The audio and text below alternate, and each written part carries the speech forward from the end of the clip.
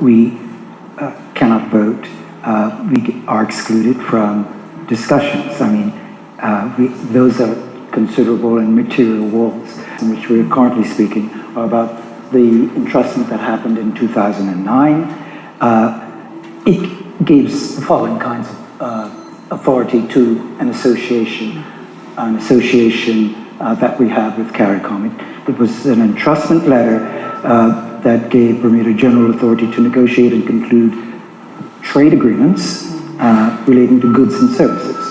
And then in 2016, there was a supplemental entrustment authorizing the government of Bermuda to engage directly with Caribbean regional organizations, and you will have heard of them, including CARICOM, of course, PAHO, the ECLAC, the Economic and Caribbean Legislative Council. Yes, Legislative Council, the Caribbean Public Health Association, CARPA, and to conclude agreements with conclude agreements within their ambit. And then there's been a most recent entrustment, a letter of 2024, which is places in the current engagement that we are now discussing on this panel tonight, which is the authority of the government to pursue full membership, bearing in mind, as Minister Lipin indicated, that there are reserved powers under our Constitution to the administrating authority in London of defense, internal security, the police, and yes. So with those reservations, though, we are presenting to Bermuda and this room the implements of the 1924 authority to seek and gain permission from the CARICOM conference. Mm-hmm. They have to decide whether we are admitted, and we have to ensure that none of the full membership terms crush up against those four reserved powers that are reserved to the governor and to the governor to Britain. So that is the context, and that's the legal context. And we have been to state that associate membership we can do all of these things anyhow is just not a strong argument. It's not a meritorious argument. Examine it for 2 minutes and you'll see that it isn't. When I speak of us being aspirational, our aspirations are to participate around the table and bring to a CARICOM setting some of the magnificent life experiences of governing this country that Minister Lipin can bring from as a minister of a government in a territory that is a financial center, but with on the other part of our pillar of our economy, the Caribbean engages in tourism at a extremely successful rate of success. There is an opportunity for sharing because we are not doing the job of tourism perfectly, and so we can learn from our Caribbean so let's friends who are engaged in tourism. Yeah, so we want to talk about those things because you can't talk about where we are today without bringing up the subjects that are at everyone's kitchen table, which is Bermudians are concerned about affordability. We're concerned about food security, rising healthcare costs, supply chain stability, being out here all on our own. Can you give any examples of regional cooperation elsewhere that Bermuda could learn from when we think about our resilience and what our long-term sustainability could look like? So when we think about existing regional integration and the pillars of the CARICOM Secretariat, its initiatives, there are a myriad of areas that Bermuda can benefit from. When we think about entrepreneurs and the opportunity to trade and have a greater population that they can serve. There have been discussions around, most recently from a Bermuda perspective, we import boats that are half full, for example. So if we take the example of the logistical shipping route, and our contribution could be the beginning of a route of sustained goods that continue on. And so immediately our costs go down because we are not arriving with an empty ship, but rather the ship is arriving full, and then there are products that would continue. And these are real conversations that have happened in Bermuda in terms of what are the opportunities. We are engaging in consultation, much like this evening, with small groups and organizations that we have invited them to share with us both what are the risks and what are the opportunities as they see it. And so I refer to this as one opportunity amid others in terms of tourism. The discussions with the government of St. Kitts around their busy season is our slower season around Christmas time. They have Sugar Mass, which is in December.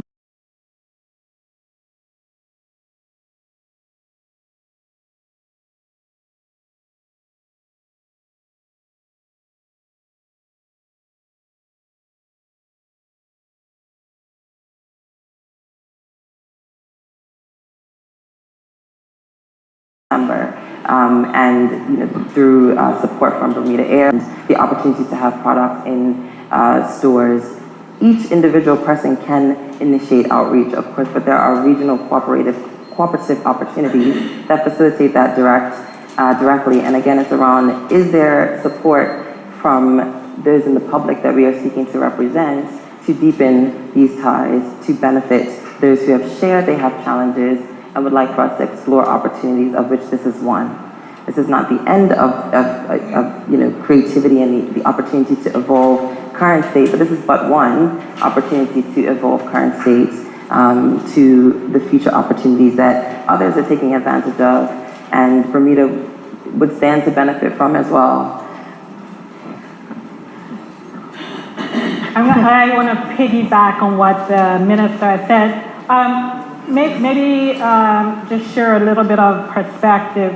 If we can all think about where we are right now and the times that we are living in as individual people on an island in the middle of the Atlantic, surrounded by no other landmass but ourselves, and so the ability to reach out for assistance in real time sometimes becomes a challenge. But because we live in this world where we are confronted with what we call polycrisis.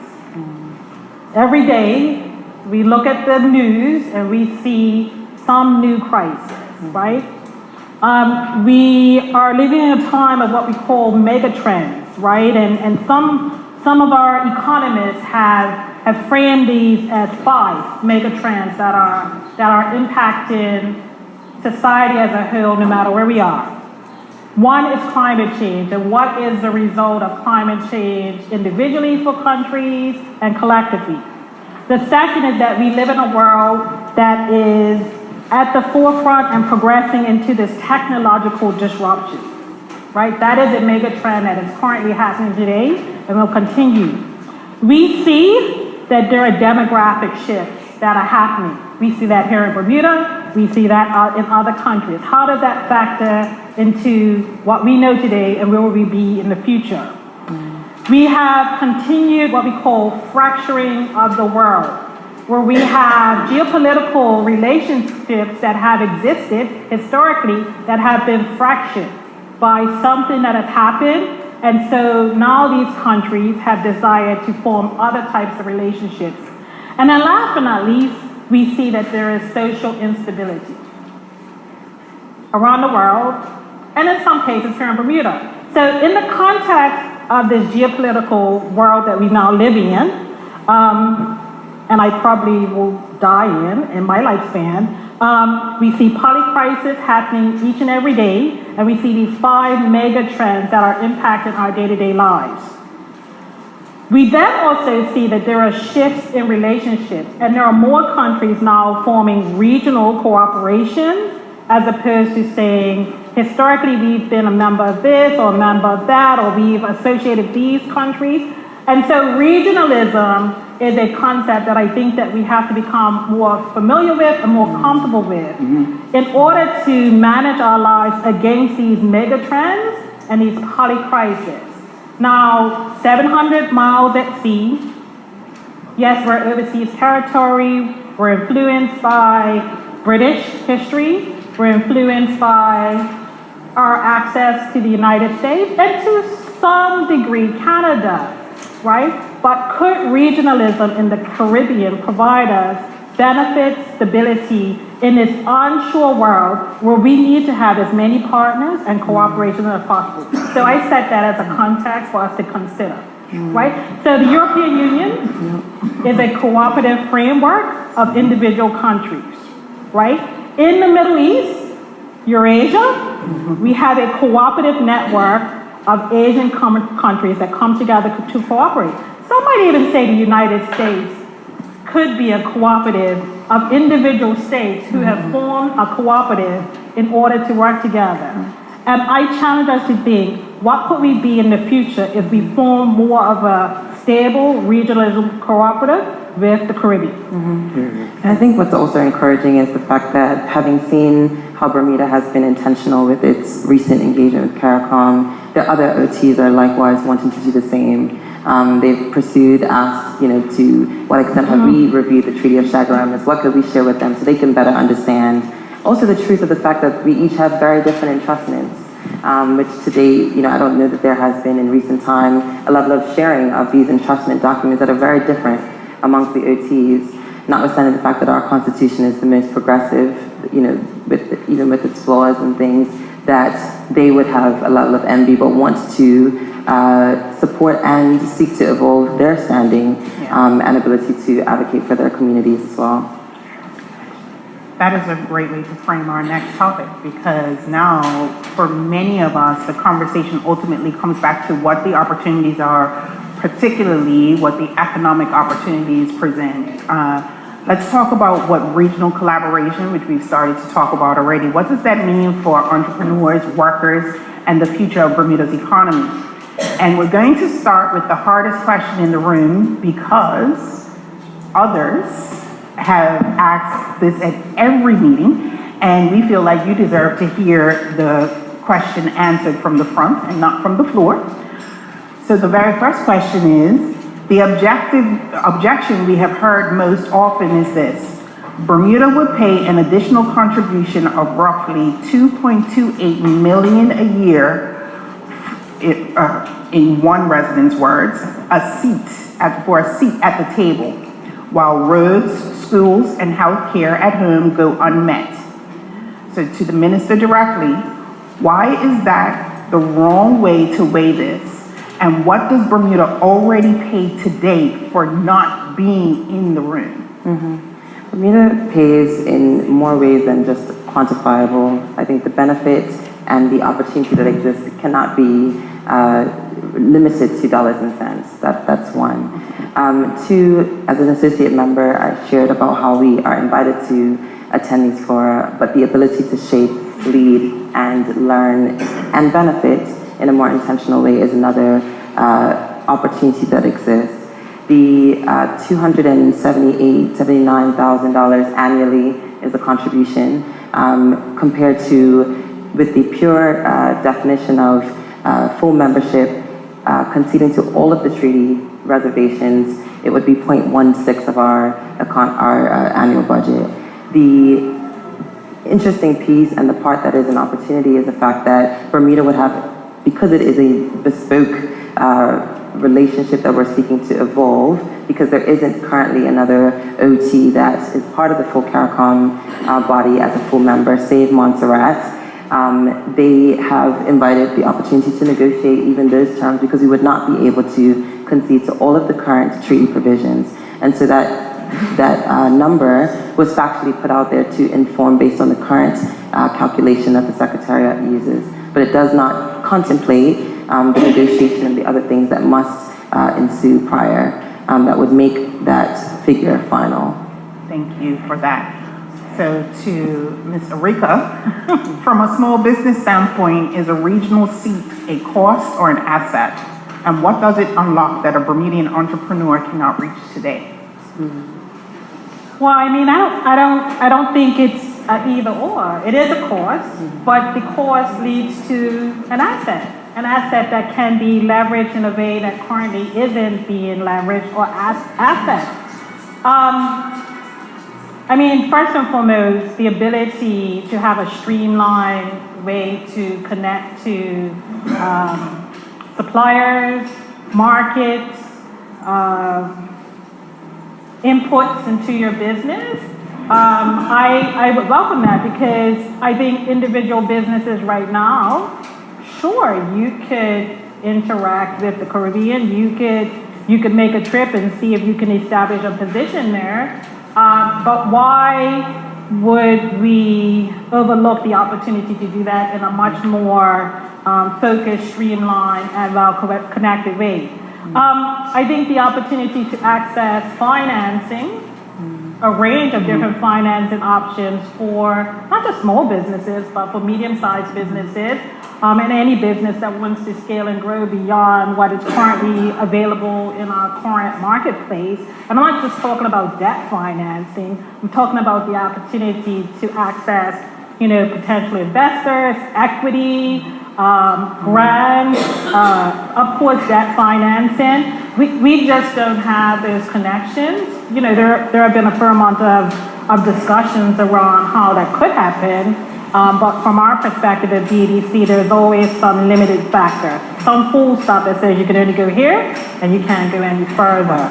I think the last thing, well, it's a couple of things. I think access to expertise is a real opportunity for us. The Caribbean has some really robust entrepreneurs and experts in a whole range of industries that I think that we are limited from accessing. And then last but not least, I think the opportunity for lack of a better word, inputs that a business could avail themselves of, whether or not that be supply chain opportunities, whether that be retail products for sale, agricultural products, creative industry opportunities. I can't see where there would be a massive negative on our entrepreneurs with regard to having full membership in CARICOM. I can only see the positive. So thinking of it as an investment instead of a cost over time. I think we all know that if we want to realize a return on any investment, there will always be a cost, whether that be personally or professionally. If we invest in the stock market personally, that is a cost that results in some return on that investment in the future.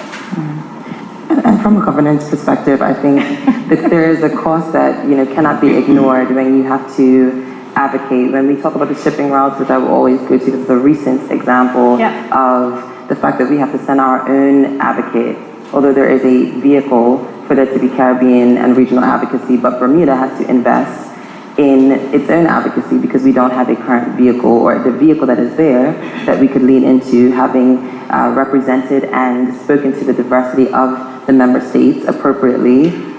We had to ensure that we had our own representation to represent our own interests, and the costs that come with that. So these costs are, sometimes known and sometimes unknown in terms of, as we see shifting economies, shifting world events, the cost to have to pursue a resolve alone is really unquantifiable. And I think we have seen that in recent time. In the 1 year that I happen to be the minister, I have seen it firsthand. And I think that the opportunities are exponential to, again, prepare for the hurricane before the storm arrives, before there are tumultuous opportunities, tumultuous times as a community, which some of which we would argue we are in now.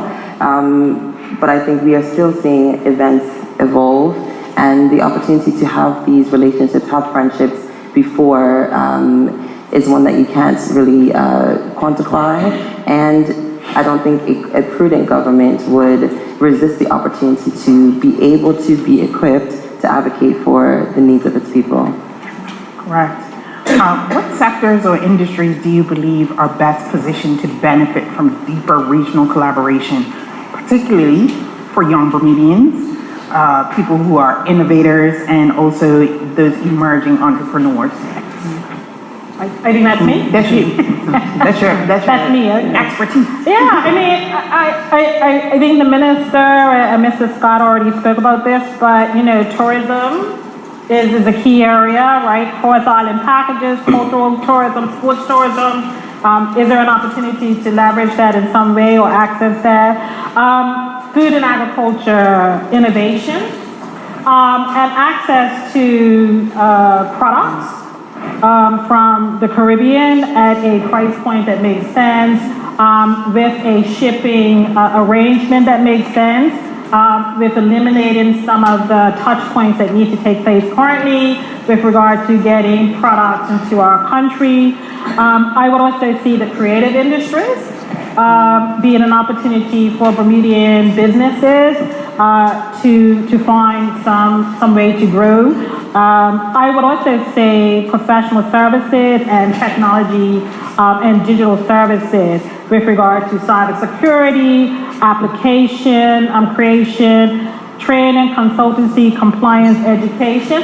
I mean, honestly, I've given some examples, but I can't see any sector where there wouldn't be an opportunity for expansion, especially, and I think this is important, especially because as a region, and I often say this to our clients, as a region, the market itself is quite comparable to the market in Bermuda with regard to product taste or want, needs or wants, demographics.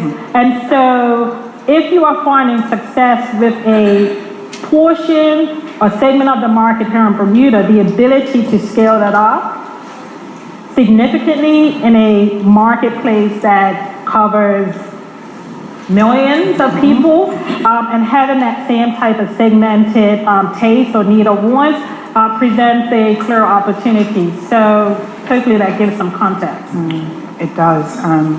So another question is coming directly from a college student who was at one of the other forums.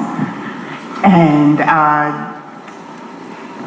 that student said that our schools are crumbling and asked, why are we looking outward at all? Could you answer him directly? What does a Bermudian under 25 actually gain from this? The question that Erica just answered, that you posed her about what industries. I mean, it is possible, and as Erica finished it off, she said all sectors are in play. If you define an industry more broadly and widely for our purposes of this discussion and as a matter of policy, you can make industry that can be included in enhancements, our education, and our education product. The Caribbean education system graduates excellent students and clients. Collaboration there is possible. Public works. The way that Jamaica has been having its streets covered and paved, it's been Chinese integration. There'll be opportunities there. There'll be discussions there. There will be data there for us to assist us with even public works. So if we broaden the definition of industries and just sit in a Congress of like minds with like issues, then the opportunities for sharing solutions becomes enhanced in ways that we haven't begun to think about, and in ways that will benefit us. There are questions later. Your hand's going up. I mean, I would say that I think that there is value in that question. So I don't want to overlook the question by a college student. I think from an infrastructure point of view,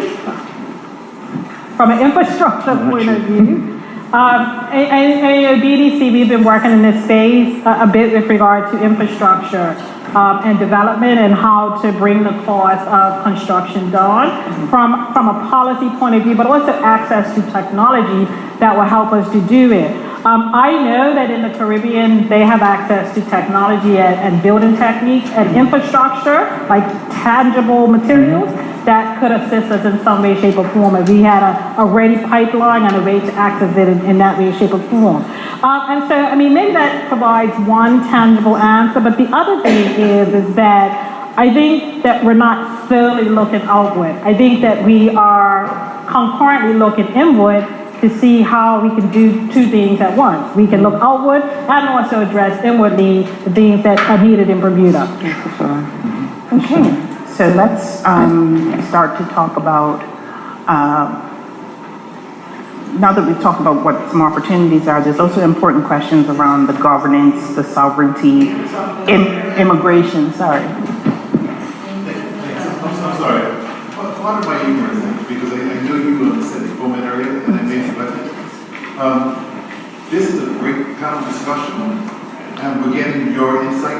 We're about to get to questions. Am I all the time? Yes, I am as well. So just gonna. Yes, and I also have questions here that are gonna be answered as well. So if you could just bear with us for just a couple of minutes. I understand that we got started a little bit late. If you could bear with us for just 2 more minutes. I know we want to make sure that we ask our questions. Oh, yes. Oh, you're definitely gonna get your questions, and you can ask your questions as well.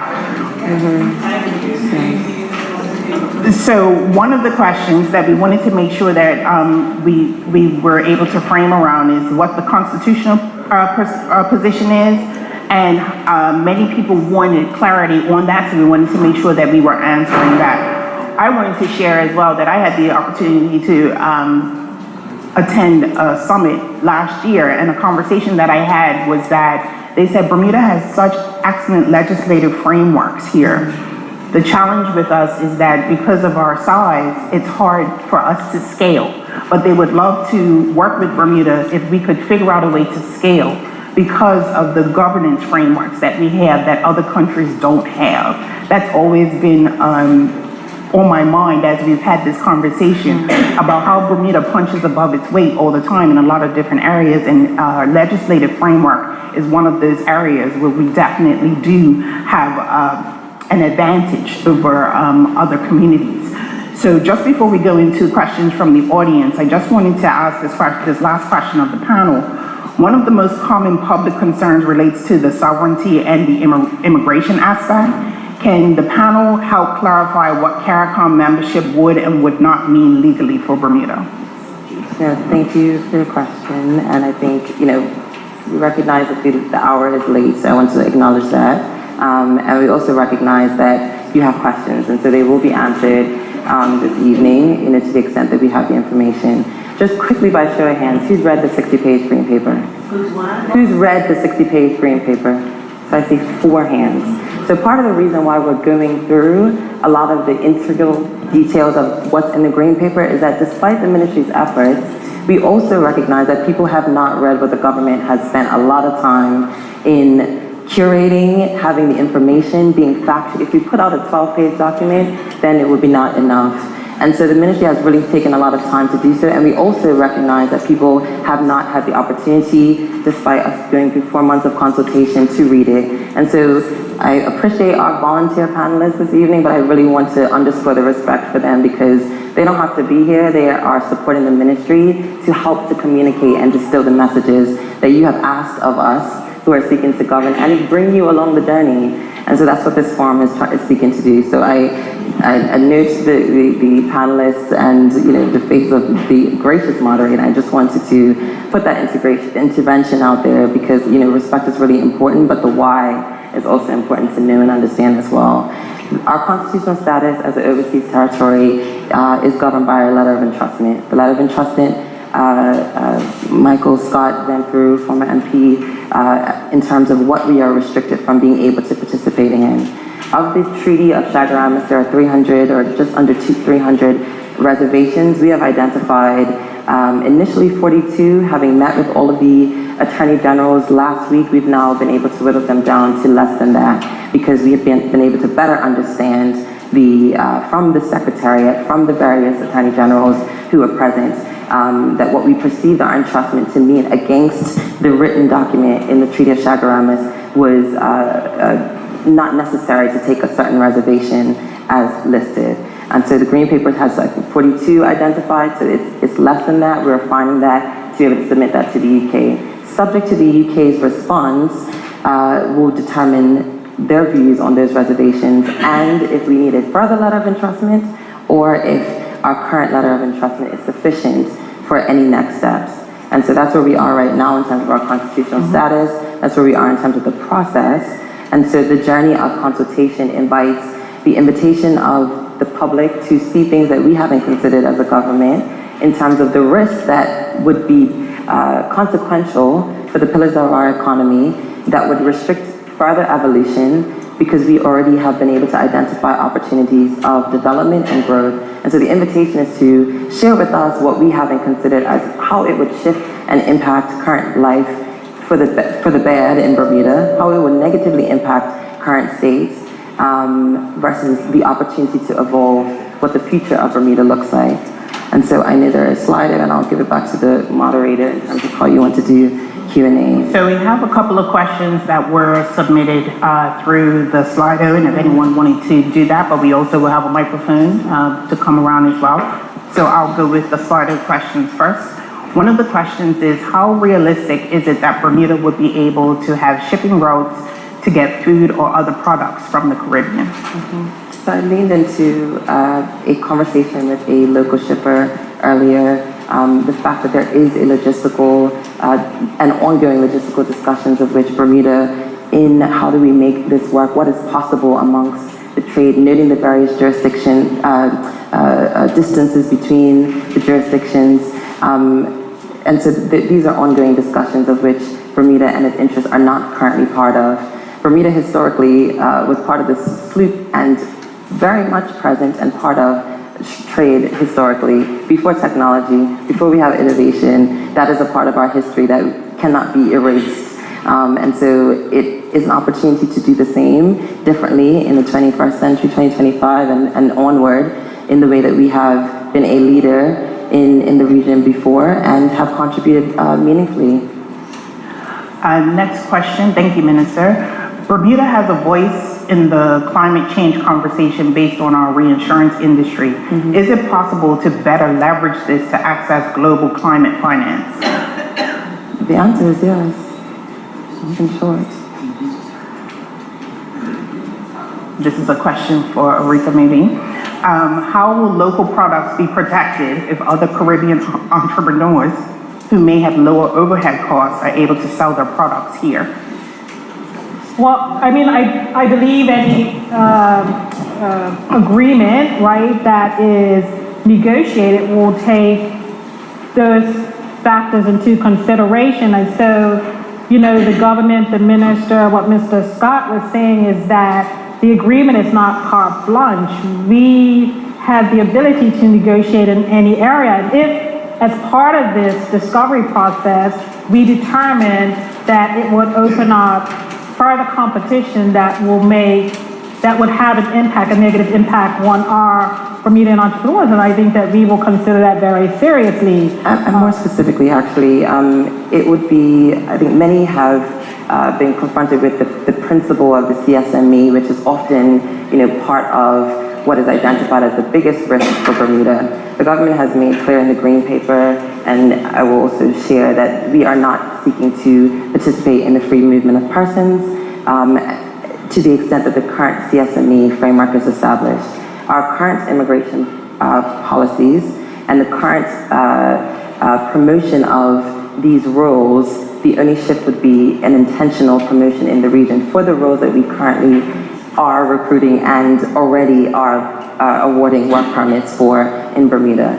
The same is also true for businesses, and just going back to the skilled movement of labor, the CSME framework requires and goes through the process of the member states identifying what type of skilled labor their economy needs. It is not just as a result of participation, of which only 4 members of the 15 member states have actually currently signed up to partake in absolutely. The CSME framework still requires a member state to go through a working group process to identify and be able to certify what skilled labor looks like for their individual economies. The same is true for businesses. So for businesses that are seeking to move and or benefit through movement through a CARICOM framework, the same working group is stood up to be able to determine for the economies that are seeking to participate, what type of businesses does this economy need, and be able to identify those businesses, and is that framework that the businesses would be pursued and invited to participate. It is not open borders, it is not anyone who wants to come to Bermuda can just come.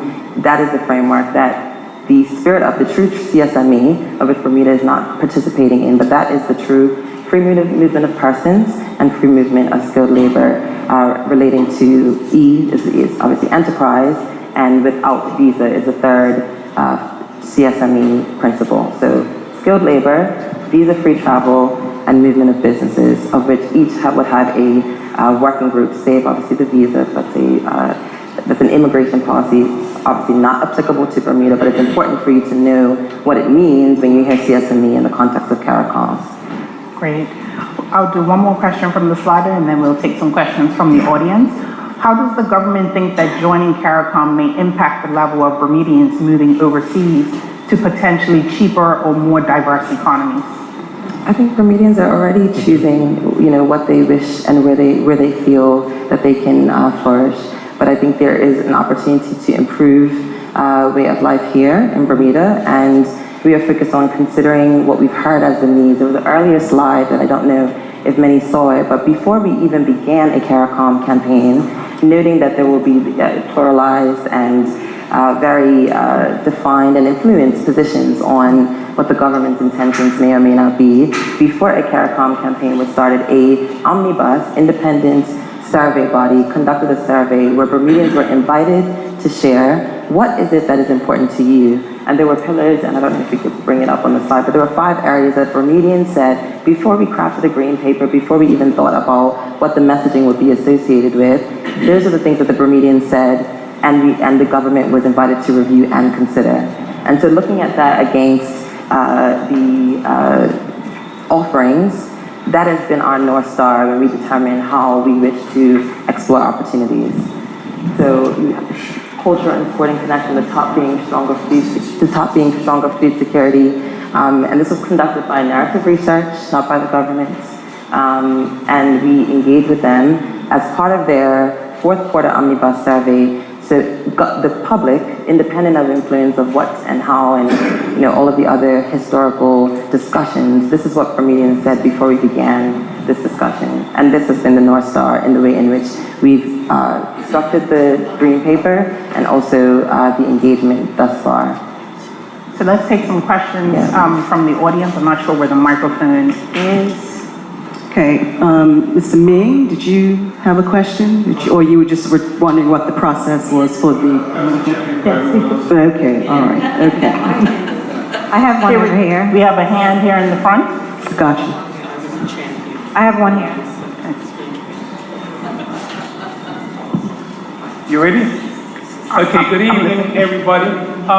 One of the things that concerns me is the government produced a green paper saying some things about CARICOM, and we should join and all of that. But CARICOM has a website, and I don't think anywhere on the green paper it tells you, go to CARICOM.org and you can download this. This is a 24-page thing that tells you all about CARICOM. It has all the different bodies and organs and institutions, and you have all these groups, and they have a lot of meetings, they do a lot of talking. I don't know what they really do, but they meet and meet and meet.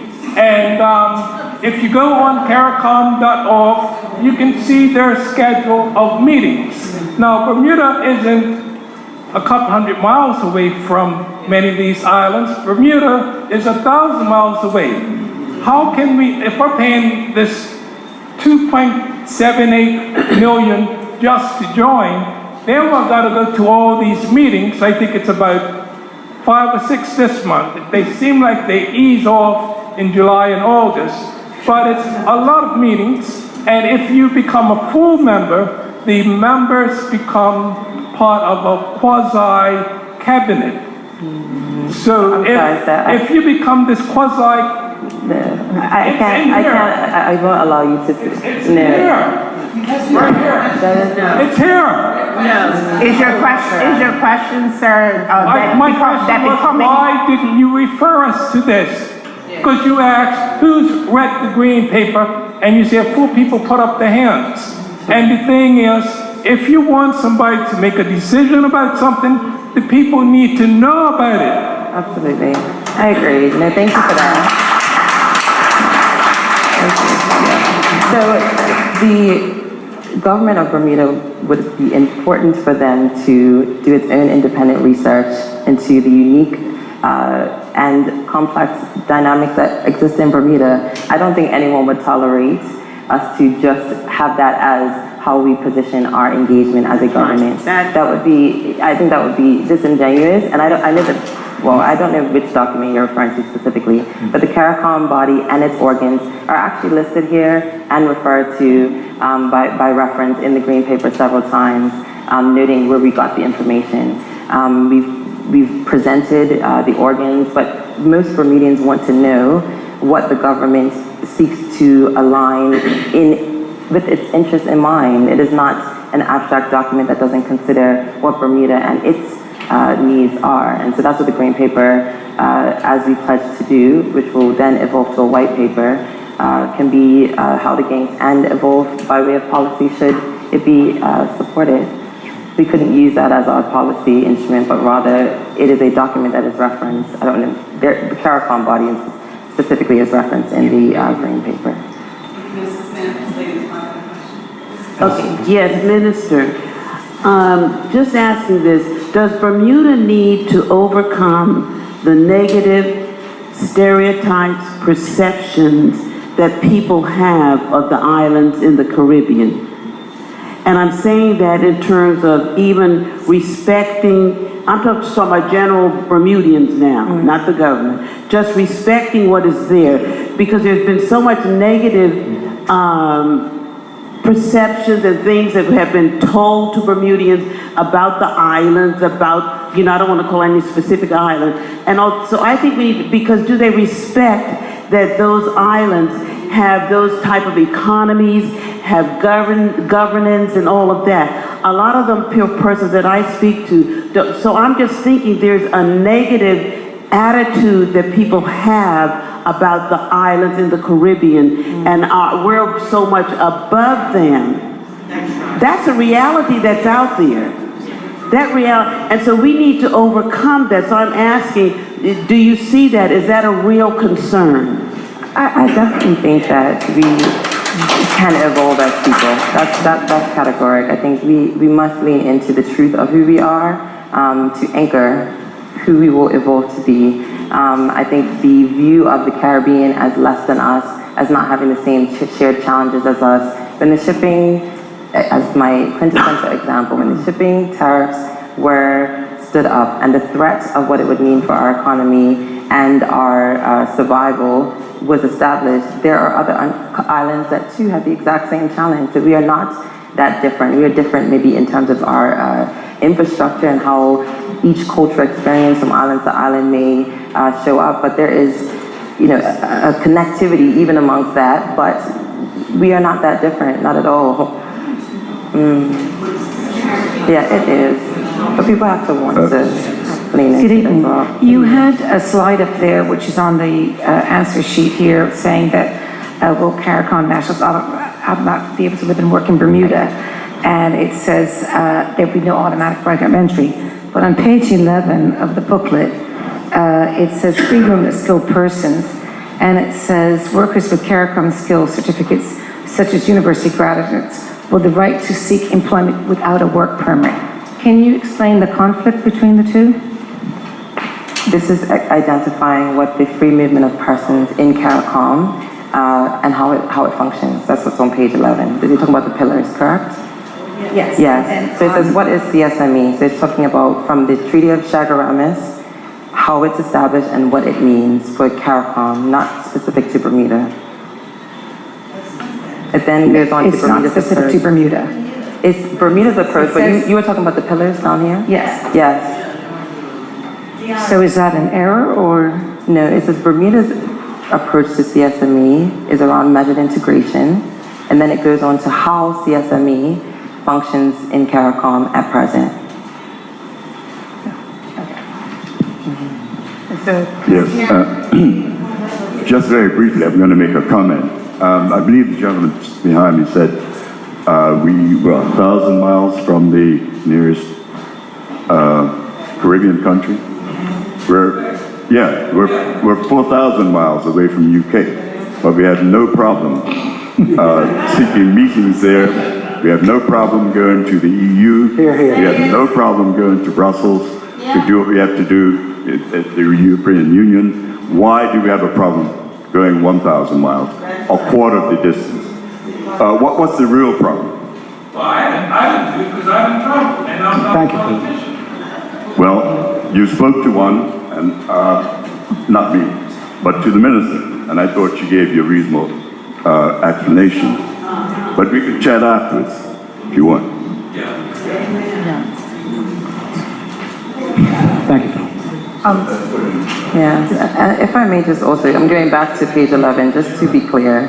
So it also says very specifically that the Bermuda's economic profile is distinct, our high concentration of international business, specialized labor market, and small physical size require an approach to integration that is tailored to our circumstances. This is consistent with the flexibility built into the CARICOM framework itself, which allows member states to calibrate their participation to reflect their national realities. So, to clarify the question around Bermuda's intention and if there's an error, the bottom section specifically talks to what exists in CARICOM, and it does not suggest that. Negotiating positions. No. They're negotiating positions. So transparency requires us to set out those pillars as to what is the existing functions of CARICOM. But the minister, just if you read what the minister has just read, it states about how we relate to approaching these CARICOM realities. I mean, it's more than clear. sorry. And this gentleman, Yeah, good evening.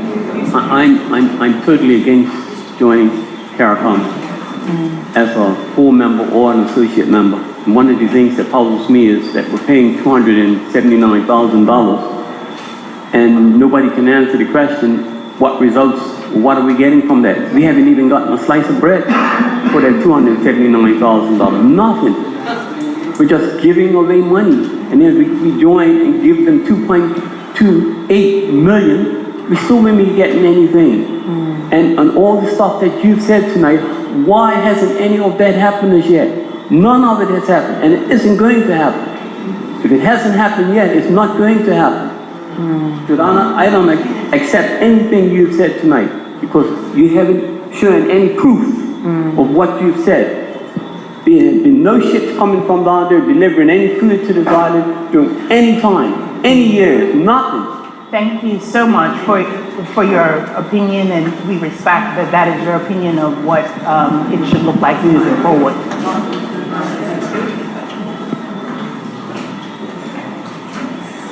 Yes, sir. I just have a few comments. So I work in the shipping industry. Most Bermudians don't realize, but we got a lot of stuff in the Caribbean currently. The obstacles are some of the legislation. So, for instance, I know late Charlie Christian, I assisted him with bringing cement and block out of Dominican Republic, shipped straight here. We organized that. I'm not sure which shipping companies you're talking to, but there's a wide variety of us that are here, and we're going to assist people.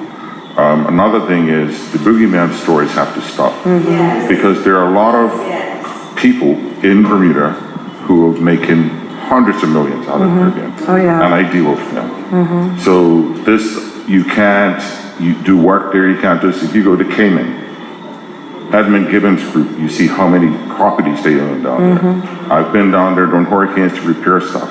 So I could tell you, Bermudians have been doing work in the Caribbean. I've met Triminghams in Cuba. So I'm just letting you know, the boogeyman stories need to stop, all right? Number one. Secondly, the Caribbean is not as bad as most people think. In Jamaica, the amount of billionaires outweigh the people in Bermuda with money, all right? I was in Jamaica last year, and I saw houses that were being built with legitimate money, not illicit money, which is the boogeyman story again.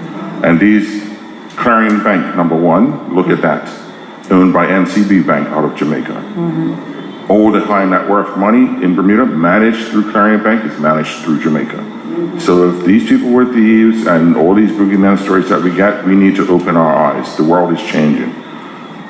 Also, when you look at Toyota, they moved their Caribbean operations to Jamaica. So all the Toyota cars that come to Bermuda Motors have to come to Jamaica, which we ship. We assisted the Bermuda Regiment. They were trying to get vehicles. And what happened with them about 5 years ago, they were sourcing trucks for the regiment out of the US. The truck price went from $70,000 to $120,000. I made contact with a source in Jamaica. We managed to secure the trucks for the Bermuda Regiment at $36,000 US. So people need to understand that the boogeyman stories are not working together because we all live here, right? And I think the government, just a criticism, more consultation needs to happen and more transparency, because the message is not clearly getting through listening to this room tonight. So I just want you all to look at it. We all live here. Nobody's going to move. Out of construction, the other day, the ship just left here, Penno's Wharf, right? Anybody building right now, your cement that's coming out of SCL Limited is coming from, the main ingredients coming from Jamaica. So you need to understand that. Wanda. Thank you for your contribution. Just ask a question on that then. So are you suggesting that we don't need to be a full member of CARICOM because we can already establish these roots of these connections? I'm not saying that 100%. I'm saying that there are families here going back to Utah, the Henry family, the Sharps, Lawsons, they've been in the business in hundreds of years. And they've made fortunes, right? So what I'm saying is that we need to, I can talk to you later about this, but But we have a, excuse me, we have a question. One more, sure you have And I think just to the point, just that there have been efforts of many businesses that currently are in existence. And so, you know, to the extent that it was good for them, but not good for, you know, a government, a country to pursue is one that we really would have to reconcile with. But the fact is that they are in operation, they have benefited from it, and this is an opportunity to broaden that and diversify the existing routes. Yeah. Thank you. We want to give everyone an opportunity to have their say this evening, and this young man has been waiting patiently, and that we'd like to hear what his comments and questions is. Hi, good evening, everyone. Obviously, I think my height and size probably dictates my concern. Height and size? Food supply would be so I guess, for me, I guess my question is the understanding that we cannot initiate conversations like currently with CARICOM members and the wider Caribbean regarding like things like food supply? Or does this like agreement guarantee that we are able to procure goods from CARICOM or the Caribbean as a whole at a cheaper cost? Or are we looking to just purchase the same goods at the cost that we're already getting at, which is probably a little bit high? So that's kind of my question. So just to make sure that we frame your question, your height and size dictates that you're looking for a food supply. My height and size tells you I eat more than most of you in this room. But you're looking for a clarification on whether full membership will give access to the same goods that we may be purchasing right now at a cheaper cost, or are we still going to maybe be spending the same amount of money? either way. Essentially, yeah. I'm just wondering, are we getting things at a cheaper cost as a cost of this membership, or are we just buying the same things at the same cost? Okay, I'll let the minister. Part of the consultation process and the green paper is an invitation to support the government's identification of a policy shift from our existing direction. Our laws, to the previous presenter's point, are fixed to one and very specific economies, and the opportunity to unlock them through support from the public for the government to do that on their behalf through laws, policies, to deepen our engagement with the islands, not to be still subject to the costs that we're currently paying, but rather to avoid what may go from the Caribbean to an enterprise. We talked about the Toyota story, and then back to us at a premium to facilitate the routes that have always profited and benefited.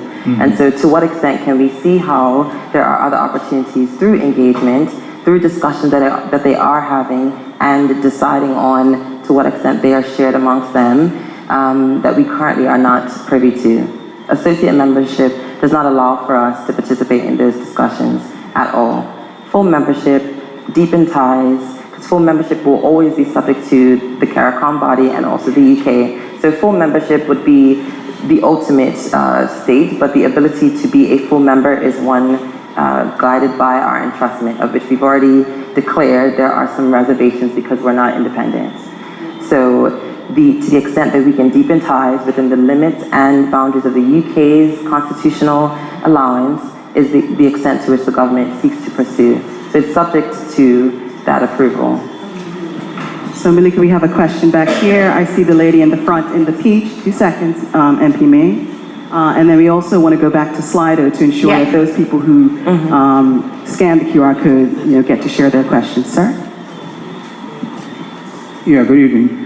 I'm not convinced that this is the right time for us to go for full membership. We're not independent.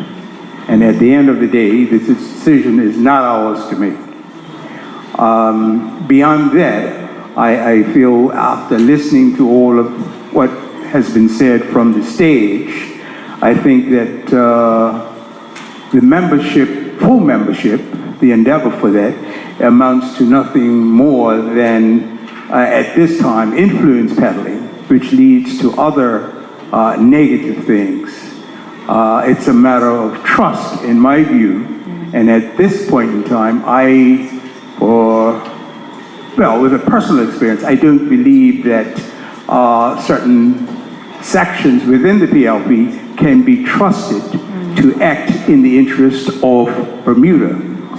I think in part, people tend to act self-centered and self-serving when dealing with things. And I'm not talking about Donald Trump. Some of his antics are here in Bermuda. I think one of the things that has come up is the question of labor and staff. And I think in order for us as Bermudians to keep a tab on what government is doing in terms of allowing people to come to the island is to develop a quota system whereby if we know that we need people from 5 different countries, then let's do it on a percentage basis. We're doing that as it relates to the types of staff or labor that we need. We've categorized that.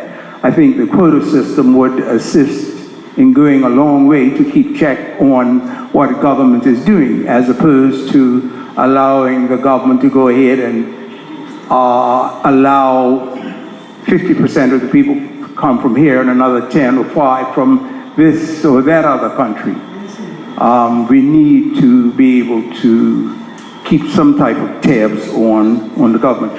I know from personal experience that the government at this time, at least sections of the government, is involved in or been associated with, and continues to be, with a financial fraud, property.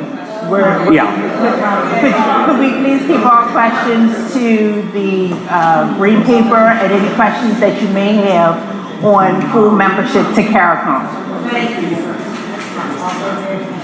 My question as it relates to, well, what you said at the beginning is one needs to express their concerns, their perspectives, and their questions and comments. And I'm certainly making my comments heard. Question, well, all I'm saying is not at this time. Thank you. Thank you for the contribution. I think we had a question from the lady in the front. Actually, and then I Slido. want to just acknowledge a few things that were said, and I'll take the question in the front. I accept, and one, I want to thank for your contribution and suggestion, because it's a suggestion that I think, is one that the Minister of Economy and Labor should, consider by way of the Closed and restricted job category? No, I think he's talking about transparency in terms of the number of roles and jobs from a quota system was what you used specifically. And so it is noted, and so I want to just acknowledge what you presented as a suggestion. But I also recognize that there is a lack of trust that is baked into this discussion that makes the opportunity difficult to see. And the opportunity that is not standing still. I think you can have accountability and still evolve as a country. You can have a level of prudence in governance and still evolve. It does not require, and it should not invite us to stand still as a country. As a young person and as the youngest minister, my expectation, and I seek to embed that in my work, is that there is both. I think there's two things can be true at the same time. There can be enhanced trust, and there can also be enhanced accountability, but it does not, and it should not mean that a country, its ability to prepare for challenges, prepare for its growing economy, must also stand still until there is a level of satisfaction that every single sector of the community will feel. We will never be able to please every single person. We won't. But what I do think is important is that contributions and recommendations are provided, and I just want to acknowledge that and say that we're heard. But the timing of when I hear not the time, I think that is an opinion that it is noted, and it will be considered in the consultation. But I think the question lands that this is not the time to evolve the things that we have noted and the public has shared with the government who is seeking to act on their behalf. It's not the time to address those concerns. This is just but one opportunity. This is just but one, but I'm saying what I hear in response to a statement of not now is let's keep current state. Thank you. Thank you, Minister. And young lady in the front. Good evening. Hi. I did write this in the QR question, but I was wondering with the feedback from public consultation, is that going to be open? Oh, it is. Will the feedback from public consultation be open for voting by referendum? The government has not identified that it will do it. And why not? The government's position is that we up to date, and no other membership in any other organization for successive governments, and the OBA and the UBP have joined other organizations. That has not been our practice. We are not seeking to be independent, and so we don't. This is not what is being invited. But what you're inviting our public feedback. But what are you going to do with that, or how is it going to be considered? And is your recommendation that that's what you're recommending? Would you not think that would make sense, because then you are truly representing people's wishes? I am noting the recommendation. I don't speak for the entire government. I'm but one minister amongst a cabinet of ministers, of which the decision would be collective, and also a caucus of elected representatives that too would have to weigh in. I would not be best suited to respond to that directly. But you could propose it to government. As I said, is that your recommendation? Yes. Okay, it's noted for sure. So I'm going to skip your question that was there. Back to the Slido questions. When will the government perform a full risk assessment that includes possible mitigating steps? The person feels that the green paper lacks some of the critical analysis that is needed. Is there a risk assessment? Okay, I guess one of the four people who, pardon? Yeah, well, in response, the white paper, the green paper as currently presented will evolve to a white paper which will chronicle and capture the various consultations, the feedback that we received to date. Some have done written, some have given comments like you all have noted this evening, those who have participated. It is recorded and noted and will represent the future iteration of the white paper.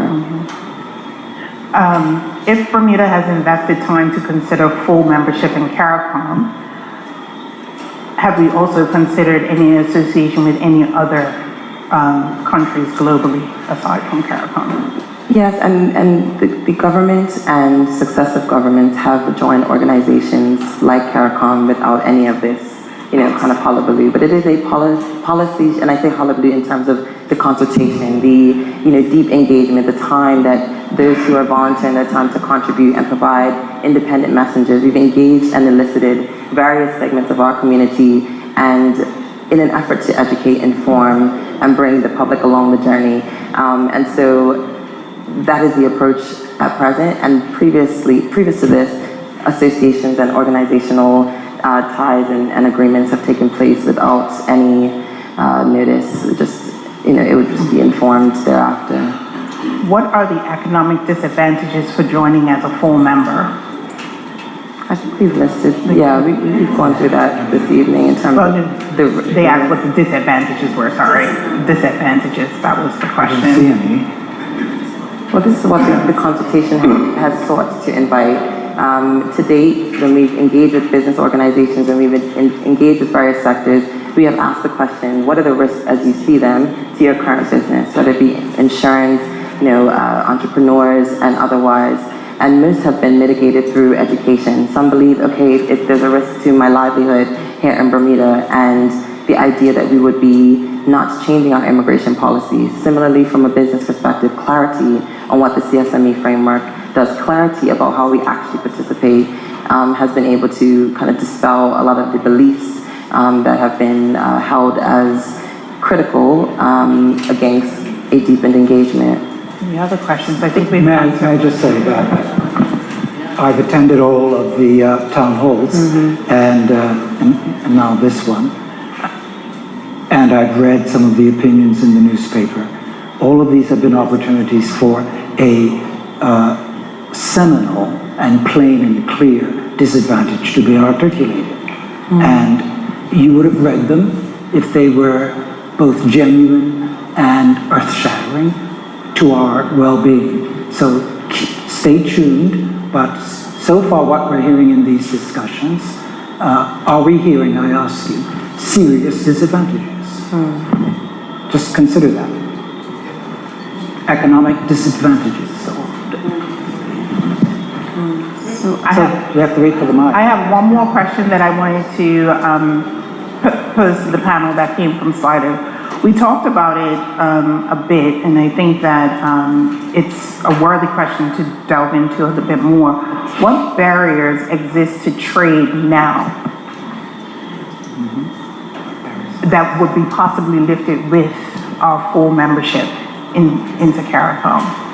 So the journey to be able to, specific to CARICOM, speaks to the fact that we have a letter of entrustment, which includes foreign affairs and foreign engagement. That is the current barrier as a government in the way in which, from a law perspective, from even a government signing treaties with other countries, we are not precluded to participate in trade agreements as a non-sovereign state without permission, to the extent that we travel to the UAE or otherwise. This is all through permission and diplomatic channels that have to be articulated.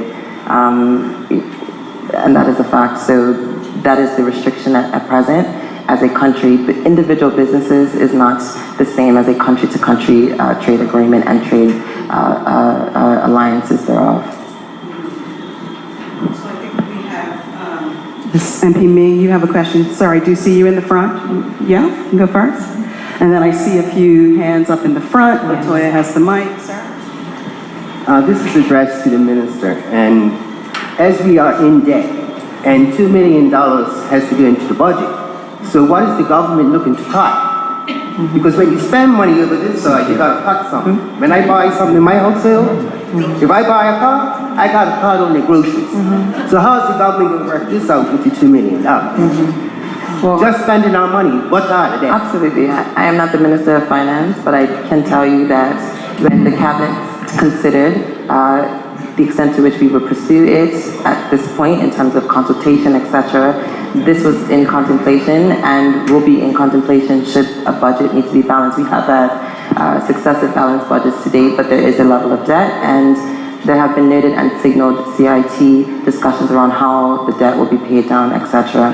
But again, paying the debt, a government must not just do one thing. I think there is a requirement to pay down the debt and also diversify and do other and explore other opportunities.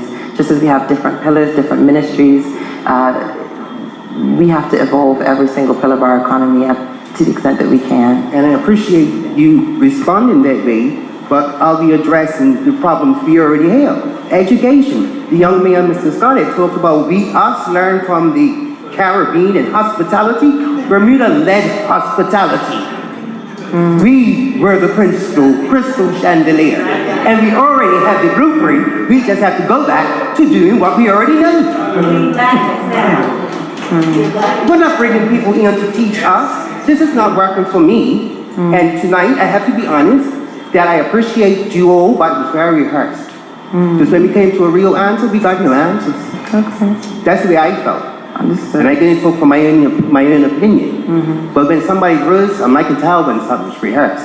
I yield to Miss Bermuda. We have that in common. But I can say that there's no rehearsal. It is around the information. And there's no real. I hear the concern. Yeah, I do hear the concern, but.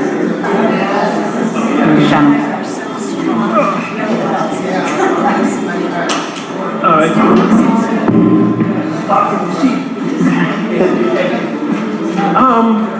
Whatever it takes to get this done, get it done. It's long overdue. We should have a good relationship with the Caribbean, and we should take this opportunity and get it done. That's all I have to say. Because there were, over my 83 years, there were many people, political and private, who opposed anything that colored people want to do, right? So this is an opportunity for us to share our talents, and we are one talented people, and go out there and share and do whatever it takes to get this thing together, all right? Thank you. I want to ensure that persons who have not had an opportunity to ask a question get that opportunity first. So I'm going to go to the young lady in the back that has her hand up. Yes, thank you very much. I took the opportunity to just quickly look at the website, CARICOM.org, that Mr. Trott had referred to. And they have all of the annual reports listed there for the CARICOM. Surprisingly, the last one was 2003. So my question is, will the ministry, or does the ministry have the ability to make the request of 2024, 2025 annual reports to get a better feel with regards to how the 2.28 million will be applied and used by the Secretariat? We will make that request for sure. So the minister said she will make that request. Yes, we will make that request. And I will look to see if it exists, but I have not personally been privy to those particular annual reports, but I will certainly make that request to the Secretariat. Good evening, everyone. I'm actually asking the question for, I have two questions that came from a constituent that needed to leave. And the first one is, she wanted to understand, she said that there have been several businesses that have been able to open within the Caribbean. You've mentioned financial services, and we also know of law firms. The gentleman also spoke of business relations with the Caribbean. If this has already been done under us having associate relationship status, kindly explain what full membership will do, what will the enhancements and benefits be? And the second question is, will there be any impact to our status with the United States in terms of the travel that we currently enjoy at this time. And I neglected to bring up the U.S. relationship that in earlier presentations and kind of questions and answers. So beginning with the final question, there is no signaling. We have engaged to date with the U.S. Consul General and others to see to what extent, as we carry on our consultative journey, there are risks that exist to current state. And there has been no risk currently identified, but always there's an opportunity for a country to make a decision on what is in its best interest. We see the U.S. actually doing that every day. It acts in its best interest. And so to the extent that Bermuda seeks to do what is in its best interest is one thing, but the other thing is that there will always be an opportunity for existing partners to make a decision on what is in its best interest. The relationship with the UK, I spoke to in terms of the letter of entrustment, the deferral to the current status that we have kind of at length throughout this evening, and so the same would be true in terms of us not changing that relationship. To the question, MP Ming, to the questionnaire asking about what is the reason why we need to have full membership given that businesses are currently in operation, please let your constituent know to please examine who currently is doing raid business in the Caribbean now. Just examine who they are. And remember that the Progressive Labour Party's policy is to diversify who is taking part in these opportunities, these economic opportunities. It will expand the diversity of persons taking part in them. That is one of our core policy principles in the Progressive Labour Party. Thank you. We're going to have one last question in respect of time. Hello. Good evening. Am I correct right here that the entry into full membership goes by the GDP? And if that is so, our GDP is higher, so Bermuda will be paying more money than the other Caribbean countries. That's number one. Number two, do you think it's wise at this time, with everything that's going on with Trump, Venezuela, Cuba, and all, your full member countries are squabbling amongst themselves because they're all trying to work out their deals with the United States to financially secure themselves. So is that a wise decision to make this move now? So the U.S. the U.S. and CARICOM have existing relationships. We recently attended the heads of government meeting where Marco Rubio attended, signaling for the first time in recent history, signaling how important CARICOM and its member states are to the U.S. Interestingly, Bermuda, as the U.S. major trading partner, we all kind of know how important the U.S. is to each of us. We weren't able to even engage on anything that matters to Bermuda and its interests based on our current status. We were invited to not stay in the room.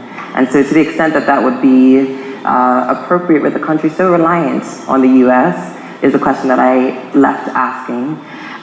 To the extent that no organization is perfect, we are imperfect people, and therefore organizations are run and would have imperfect moments. The preamble that MP Scott read, or former MP, former AD Scott read earlier, noting the reason why CARICOM was stood up, the core tenets that every and each member state has agreed to participate in with intention, does not mean that there won't be moments where there is division. We've seen that, but it also means that it doesn't mean that it doesn't exist, is one of the things I wanted to say.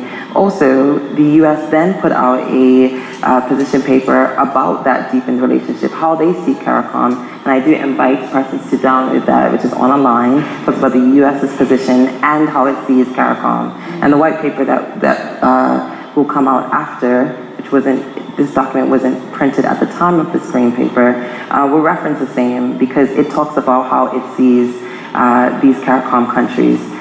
We talk about Venezuela and Cuba, etc. The U.S. seeking to engage non-traditional trading partners, of which some of the CARICOM member states and their economies are seen as beneficial, but it does not mean that the other member states are not benefiting. There aren't conversations taking place to their benefit. It is what is being packaged and socialized, because I think division, begets interest, and it's just negativity that doesn't actually reflect some of the meaningful conversations in the room, some of the meaningful outcomes that take place thereafter. What we see on the world stage is just a glimpse and a blimp in time that happens with all organizations around the world. Thank you so much, Minister. I feel like there was another part of the I question understand that I there's. she asked. And the yes, there was another part of the question. The GDP. We have the highest GDP, therefore And the contribution, yes. So we did go through earlier in the presentation in terms of the GDP, the calculation, how the fact that we are not becoming a full member because we are seeking full membership by way of to what extent can we participate based on what we know are already restrictions based on our letter of entrustment. And so the calculation of full membership is based on every single treaty provision in the current Treaty of Chaguaramas that we cannot fully concede to is calculated. And so I did speak to the fact that there's a negotiation that would take place. I understand that this is a very important topic and everyone has many questions with regards to this. Unfortunately, we're going to be taking our last question for this evening, Ms. White, and then we'll have some final words. But we don't want you to feel like when you walk out of here, that your comments and your concerns are not going to be heard. We will have ways for you to still put in your questions and your concerns. So with that, Ms. White, could you ask your question? I just recently came back from the Sustainable Tourism Conference hosted by the Caribbean Tourism Organization, and so there's definitely a lot about what you're saying that I agree with, that we have some of the greatest minds in the region addressing some of the challenges of the region, and we right now are not necessarily in full conversation with them. But I guess my question would be around what this government has done in the past to uphold some of the tenets that you're espousing in this green paper that you've had the opportunities to put into effect on your own without seeking the full membership. So for example, in two specific cases, if we're looking to get access to the expertise in education coming from out of the Caribbean, or when the time came for education reform in Bermuda, we hired Australian consultants, and then that reform has sort of even fallen apart. From a climate resilience standpoint, and this commitment to climate resilience, I look at some of the generative AI coming out of this government every day, which as we know is severely damaging to the environment, and this government has the opportunity to say, we aren't going to engage in unnecessary generative AI because we know it's impacting freshwater resources around the world, especially as a country that has challenges with fresh water. And if we're saying what we care about is mutual concern, mutual care with countries around the Caribbean and around the world, how are we practicing that in our day-to-day lives? How are we espousing the great tenets of this paper in the way that we're making the decisions daily as individuals, as organizations, as governments? I think that would maybe speak to some of the concerns that people see of, yes, we can see the benefits, but how is it going to be impacted if when you have the day-to-day opportunity to live these tenets, those things aren't happening. So if you could speak to that in terms of how you will reconcile some of those discrepancies, I think it could go a long way to helping to alleviate some of the concerns that people have about it. And I would say I'm definitely in support of exploring the relationships with CARICOM. That's why I paid for myself to go to that conference. But I still feel like there's a discrepancy in how things are going to be implemented if we've had the opportunity to do certain things that align with it and we've chosen otherwise. Sure, I think this is a very question. Thank you for your question, Kristen. And I think this is what this consultation is seeking to bear out. What I hear in the room is not now, and the government is seeking to act on behalf of those who are represented in the room and in our communities. If the communities are saying not now, that means not now to what is represented as part of the CARICOM Secretariat and its objectives and its initiatives. That's what I hear in response. What I will be ill-suited to do as a one-time minister or one-year minister to speak to previous administrations and the decision-making of cabinets that I was not part of. But what I will say is that there have been successive intentions to deepen ties, but there has not been a compelling movement in the community that says, yes, this is the way in which we wish you to govern on our behalf. I don't know that if tonight were a representation of the response, there is a plurality of responses here, but most are saying, and some are saying, we're not sure, we need more information, more consultation. And so the consultation at present is around the Treaty of Shared Arrhythmus and all of its tenets, and the way in which we could participate in its initiatives, which is informed by those various policy points that you noted. There can always be an opportunity to do some of them on a day-to-day basis, absolutely, and I think there isn't an intention to ignore them. I think that is around how do we learn from how it may be governed more effectively in this place, and to what extent can we lean into that when we are trading and having conversations with them or other governments kind of worldwide. We're always learning. I don't think any government is perfect. Thank you so much, Minister, for those words, and I'm sure that we've given everyone, including myself, a lot to talk about and to think about and to go home with. So as we bring tonight's town hall to a close, I want to first sincerely thank our panelists, Rita Smith, Michael Scott, and our minister. But I also want to take this opportunity to thank all of you, because we would have just been talking to ourselves if you guys did not show up. And I want to also say that although we talk about subjects that may be uncomfortable, we may talk about things that we may disagree about, it's only in these forums and listening to all of those things that we can learn and that we can take back and gather all of that information in order to make decisions that are best for our country, our families, and for future generations of Bermudians. Nothing that has been said tonight is just staying in this room. Everything has been recorded, and we will make sure that all of your questions and your concerns are addressed and that they are taken into consideration. Positive and I'll say for and against. Everything will be taken into consideration. Although we didn't get the opportunity to listen to all of your questions here tonight, I do want to say that we didn't begin this story, and we're not going to be the ones who actually end it either. So we're just the generation who's holding space now for the next generation for things to come. And also, the question that we want to leave with is simple. Do we take our seat among our own people, or do we keep explaining from outside the room why we were never there? I don't know if we might be able to just give our presenter just a moment just to finish up. I hear a lot of talking in the room, and I do want to just respect her time. We will, and if you do need to leave early, I accept that. But I do want to respect our volunteer panelists while they're speaking. But as we are the ones who are the holders of the information now for this generation and trying to set a foundation for that to come, I want us all to understand, do we want to take a seat among our own people, or do we want to keep explaining from outside the room or at the kids' table, is the way that I seem to see it sometimes. And I don't want to tell my daughter why we were never there. She's 13. And in 13 more years, I don't want her to ask me, well, why didn't we?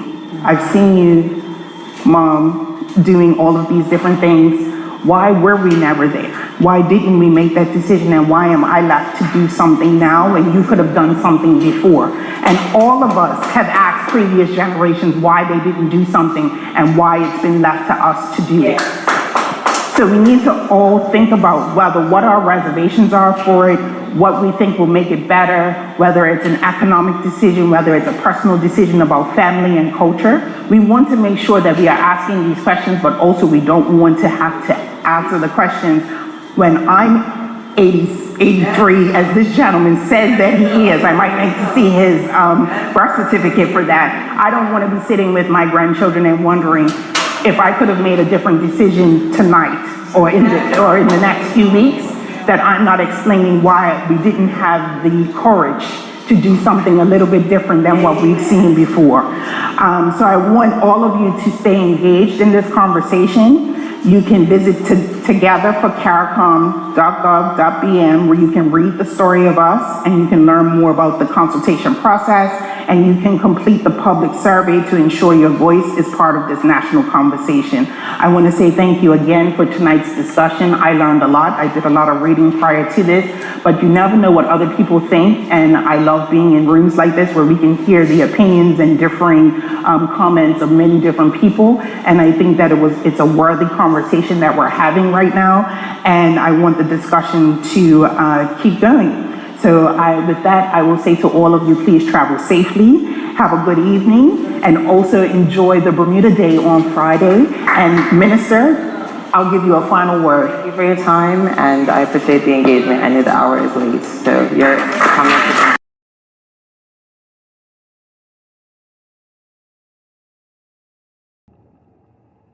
Bermuda Live on YouTube. Subscribe now.